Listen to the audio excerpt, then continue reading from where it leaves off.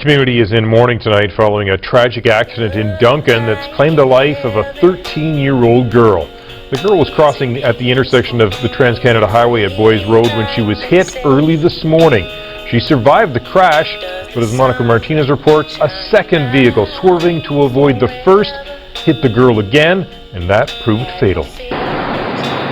Traffic flows steady at the intersection of the Trans-Canada Highway and Boys Road in Duncan. There are no signs of a major accident occurring just hours earlier.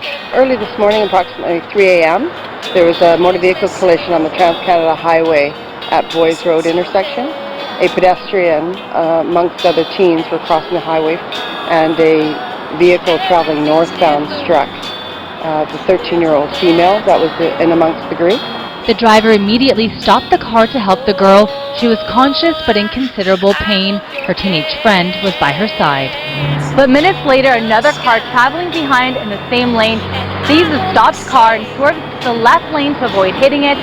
But sadly, it hits the girl again and also an 18-year-old boy in front of her. He was taken to Cowichan District Hospital with serious but non-life-threatening injuries. The girl, who lived in a nearby reserve, was pronounced dead at the scene. That's going to be difficult for this community. The First Nations community here has been struggling with challenges as it is, and for this to happen is going to be another bump in their road. Melissa and Emerson Harry are related to the girl. No, it's my auntie's niece. But living on a reserve further away, they never met her, something they now deeply regret.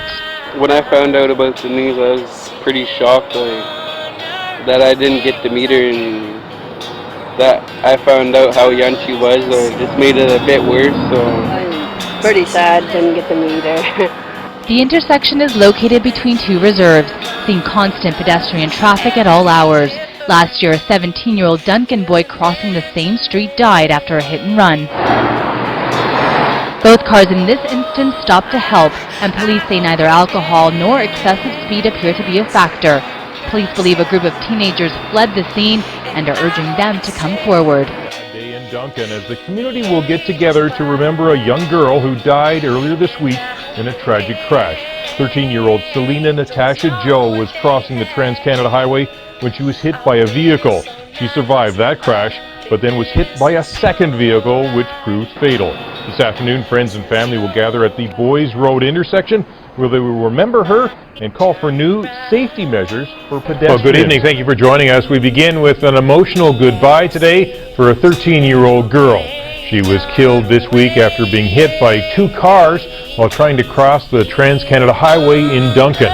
The crash is renewing safety concerns about the dangerous intersection, and as Tess Van Straten reports, Natasha Joe's family is hoping her senseless death will not be in vain.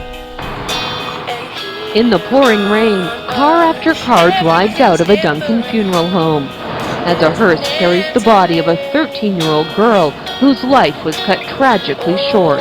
To honor my niece, she died so young, and her life hasn't even started. Natasha Joe was a popular teenager and a cadet with a bright future. The happiest memory of my niece is how she walked in her life. She was so always joyful, happy, real humble young girl. Never a day did I ever see her sad. Her senseless death is hitting this community especially hard. It's a big impact on the community because she was so young. It's just a huge impact. Everybody's really devastated.